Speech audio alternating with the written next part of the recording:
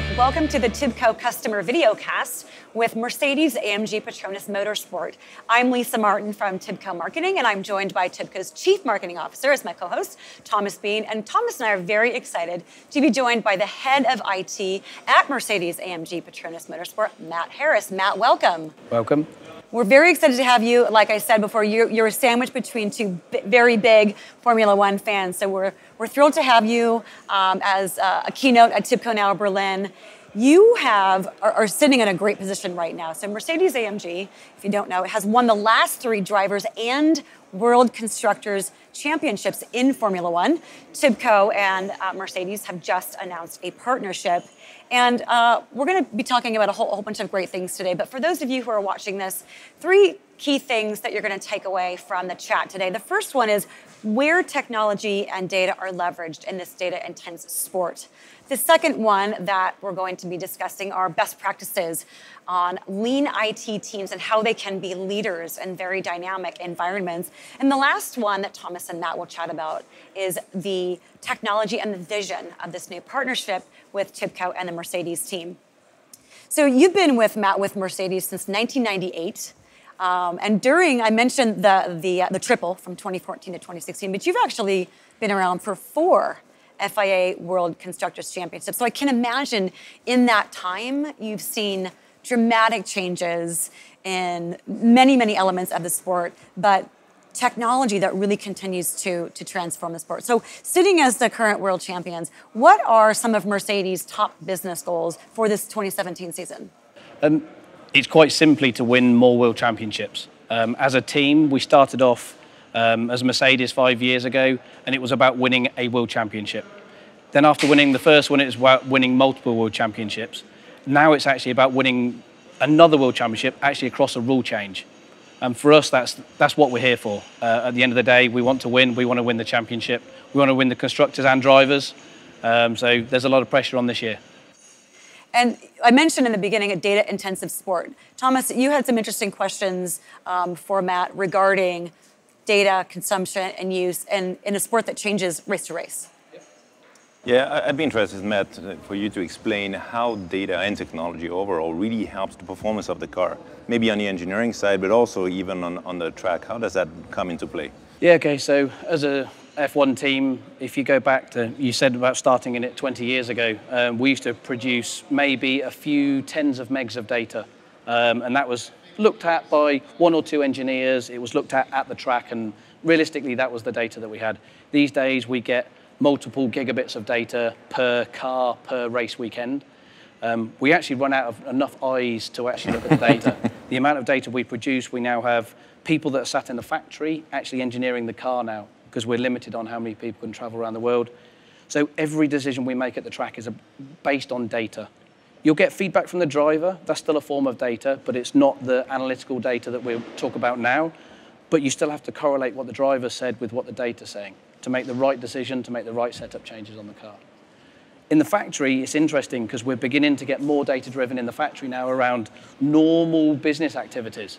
We've always been data-driven at the track for years, but now the business is beginning to start in the factory as well. Okay.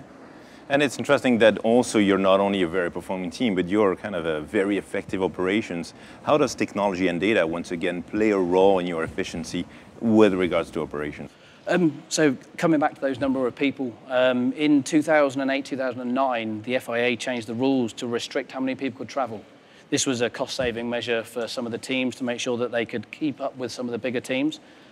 Now all we've done is we've thought of a different way to try and engineer the car and look at data. So we now partner with yourselves, with people like Tata, Pure Storage, Qualcomm, and it's all about trying to actually get the data from the car as quick as humanly possible and give the engineers the most amount of time to look at that data. To give you an example, during qualifying, there's a physical limitation of about 1 minute to turn the car around. So get it into the garage, refuel it in between qualifying sessions. That 1 minute, the data offload used to be too long for the 1 minute. So what they used to have to do was make decisions based on less data. So now we work with, for instance, Qualcomm on multi-gigabit data transfers. It might sound simple, but you've got a car that's coming down a pit lane at 60 mile an hour, about 100 yards from you. You have to try and do all the mobile handshake, offload the data. That gives you one set of data. You then need to make sure that the users can get to the data fast, so we use pure storage, but we've also got the limitation of 60 sets of eyes. Now, not all of those are looking at data. They've got to engineer the car, mechanics. So actually in the factory, we have another 30 to 40 staff that are looking at the data as close to real time as what we can get it transferred around the world. So again, back in the factory, we have more people making decisions based on data. The idea being, hopefully we go out and we're always ahead of the game with data-driven decisions. Okay. So the operations is always at the same time in the factory and by the track? Yes, yeah. We have, around the world, obviously, we send the 60 people that are engineering the car. 2 of those guys are actually in IT. Their job is to make sure, I semi-joke about this, but as long as the squiggly lines are on the screen, we've done our job. No squiggly lines, IT's problem. Okay. But from that point of view, we as a team, we all have to basically make the best decisions we possibly can based on data. Yeah, whether that's us transferring the correct amount of data, the correct preference, which data should get back to the factory quicker, what's more important, yeah, and then visualizing it. Or where we're getting to now is automating. So I can't keep adding heads. Yeah. Can't keep adding eyes. So now we're looking at, with yourselves, we're looking at what tools we can do to visualize that data. Maybe historic data, maybe the live incoming data, but also starting to overlay the two. So we start to look at some predictive, what we should be doing or what we did last time and what happened when we made those decisions. Or capture exceptions, etc. Yep. And you do all of this with a small audience of about, I don't know, 100 million people. So does that add additional pressure? Does that change the way you would do things? I think, to be honest, you almost ignore and forget about the hundreds of millions of people because you're there to do a job. I was talking to some of the pit stop guys, and that for me is probably the most pressurized point during a race weekend. And they said eventually you actually get immune to everything else that's going on because you're doing a job that you repeat and repeat and repeat. So it sort of becomes the norm. So then actually you're now performing better than you were and trying to improve yourself or improve your technique. There's some videos of how some of the guys, when they're doing the pit stop, they do a certain routine to make sure that they always change the wheel in time. And it's incredible to watch. It's like a bit of art. If you watch it from a slow motion video, it's incredible. Now, it's an interesting comparison with also your team, which is next topic I would like to address. So what's kind of the state of the art for your IT team within the overall team? So it's a bit of a challenge, really. From an IT perspective, we cover anything from your business applications to your day-to-day support and end users. So we'll be bringing technology to the business. So whether it's your latest version of a PLM or ERP system, whether it's the latest version of a visualization tool like we are with TIBCO, but also the business are bringing everything to us, and we have to try and keep up with those. So we have to keep up with their requests. So where TIBCO came from the business. This was the engineers saying, how can we visualize our data? We can't turn around and employ 20 or 30 or 40 data scientists to turn around and start looking at how to write the algorithms around predictive analytics. But actually, if we can partner with companies like yourself that you're doing that, then we can benefit from your knowledge, your experience, your understanding of our data. We can teach you. So things like the gearbox on the car. We take millions of data points from every time the car changes gear. So in Monaco, for example, it's around 100 times per lap the driver will change gear. But each one of those gear changes has got several thousand data points. So if you then turn around, we started to try and visualize that ourselves with our own tool sets and our own sort of macros and Excel plots. But what we're doing with you guys is to say, well, actually, you guys have got tool sets that do this out the box. So at the moment, we're working, very early days, but we're just working through at the moment with your engineers where we've sent them a data set. We sent them what we presently do, and we're hoping on Friday when we meet up that actually you're going to come back with some extra information and new ways to visualize it. Okay, great. And how does your team, IT team, so you said you support the business, but so that means working really with all the part of the rest of the team, strategy, maybe the drivers themselves and the engineering? Yeah, so we work across the board. Strategy is a good example, actually. They are always looking at what's public data in many senses. It's timing data, it's GPS data that all the teams get, it's nothing different. They've got historically what we have or haven't done at previous events, what decisions we've made. But they're always trying to work out, right, what decisions should we make? Should we stop? Should we not stop? Safety car, virtual safety car, what's the right decision? Is it different for each driver? Where are they on the track? Where would they come out? What might other teams do? And they're always trying to make that a visual representation for, for your eye to look at a set of numbers. It's much easier if you can see a picture on the computer of all the cars, and you can see a shadow car about where you would come out if people do stop, don't stop. So that type of data analysis is always critical to us. And again, it's another area that we're going to be working with you guys to see if you can come up with new ways to visualize that data. And we will, absolutely. How would you compare, I don't want to talk about the traditional IT team, but you have specific constraints due to the sport, the extreme competitiveness. How would you compare your IT team to more traditional IT teams? To be honest, I would say that in many, many instances, we're exactly the same. We'll have your support desk, we'll have some architects, we'll have your specialists that are delivering new solutions to the business. The big difference, obviously, is the trackside element. There's 9 other teams that realistically can say that they do the same thing. But if you take away those other teams, the difference is time. Everything we do is quicker. So we were talking to some Daimler colleagues around about 6 months ago, and they were 9 months into a decision about what to do with a data center. They were looking at building a brand new data center. Okay, probably larger scale than what I have to deal with. But 9 months for us, that was the think about it, get it signed off, get the money, order it and deliver it, was actually about 6.5 months. The first piece was actually delivered in 4 months. So we actually got the sign off in October, January. Because of rule changes, it was advantageous for us to have a data center go live on the 1st of January. Okay, we missed it by a day, we made the 2nd of January, but the point was we had 3 months. We delivered half of it to give us an advantage for that rule set change, and then the other half came 2 months later. Most other businesses, that wouldn't happen because they would take their time, but for us, time is probably the biggest thing for IT. We are cash constrained as a business, but it's not the thing that actually we normally get judged on. It's normally on time. Are we giving time back to you? Are we giving time back to an engineer? Are we delivering something quicker that gives, at the end of the day, performance back to the team? And you've got to do this multiple times over an 8-month period. Sometimes you're turning around in a weekend. Yep. So that's probably quite a big difference between Formula One IT versus traditional IT. Yeah, there's 4 guys that rotate between a race weekend. There's 2 that travel to every event. 1 that's based in the factory, and then 1 that we rotate between, because otherwise they're just away for 21 weeks of the year, and it gets a bit stale for them, so they rotate, do the different jobs.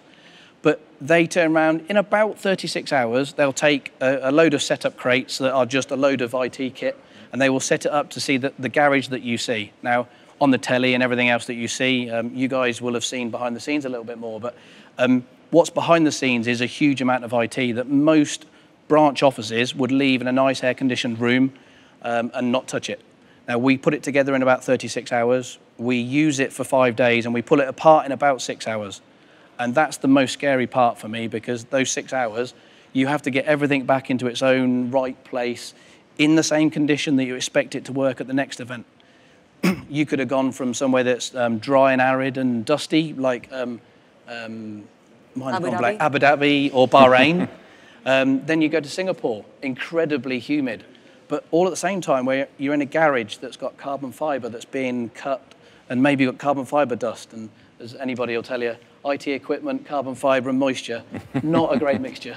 So Matt, the theme of the conference here we have in Berlin is digital smarter. How does that phrase adapt to you? You've seen a lot of digitalization, you said, along your career and the evolution of the sport. How does that play today? How do you see what's going to drive an advantage? Yeah, so I think it's all about data visualization at the moment. Everybody in the office is beginning, doesn't matter whether they're an engineer or a mechanic or a shop floor guy, everybody is beginning to want to see more data. And it's not that they want a piece of paper printed out. They're beginning to all understand that piece of paper is out of date the moment they print it. So we're looking all around the office about where we can digitize boards, information management, information flows, looking at mobile devices, to be able to, like consumerization everybody talks about, but really give people the device they want to use, rather than me go, no, you have to have this device or that device. So everything in the office, we're beginning to look at better ways for people to get to data. Sometimes even out the office. You know, it's been very traditional that a lot of people need to look at data when they're in the office. But they're out the office now for around about 220 days a year. So we need to give them always on access securely. You know, our IP is critical. You know, if we lose our data about our car, then we're losing our performance at the end of the day. But the guys always want to be able to get to it. They don't want to be locked down by any particular IT policy or profile or configuration. So I've got a delicate balancing act. You know, the cybersecurity is very prevalent at the moment in the news, but for us that's a real concern, because how often can I patch machines? How often should I patch machines? What's the risk and reward of, well, if I patch a machine on a Thursday of a race week, will it not work on the Friday? Will I cause a negative impact to performance of the car? But actually, could I get an infection actually that takes the whole race team down? So there's a delicate balancing act all the time at the moment. You need to be everywhere but transparent, so to speak. Yeah. Okay. You said something very interesting, kind of a segue to our partnership. You said something very interesting about data and performance. So you said, yeah, if we lose the data, we lose performance. So how about the opposite? What makes you excited about our joint partnership that we just announced, and what the things we're starting to work on? I think the biggest thing and the biggest excitement from all the guys that are involved at the moment is the fact that there are people that understand data. They understand how to take live data or data at rest, doesn't matter which at the moment, and actually start to visualize that data with a little bit of knowledge and a little bit of help from us about, you know, we're not going to expect you to try and understand what's in engineers' heads that have been doing it for 20 years, but to turn around and say how you can visualize that data, how you can help us to make decisions quicker, better, maybe even not to look at data anymore. And you made a comment earlier on, which is an exact replica of a meeting we had the other day. It's about worrying about the exceptions. Don't worry about the normal data. Just let that flow. When it's not normal, then let's worry about it. And let's opportunity or threats, you want to know about it and take the right decision. Yeah, and the cybersecurity piece coming back again, we haven't started this conversation yet, but one of the conversations I had with Suki was to turn around and actually look at the log aggregation for all the security systems we've got. So actually, I don't have a big team. There's 31 of us in total in the team, and those 31 haven't got time to look at every single log every day, every minute. So if actually I can get a system that can alert me to important exceptions, again, I can be clever, I can be smarter about the decisions I make. One question I had for you is, how are some of the ways that Formula One influences other industries? I mean, you know, you can think about car technology and the things that a Formula One car can do today. Are we going to see that in our cars in the next 5 years? What are some of the influences that you see? It's interesting, really, because you don't normally think about the direct relationship between F1 and other, whether it's cars or other technologies, but you start to see when people move around, the way they work, and F1 is such a high-paced environment. So one of the things is that you do see advances in other technologies. So cars, if you think about ABS brakes, if you think about paddle gearboxes, if you think about traction control, got boring, got banned.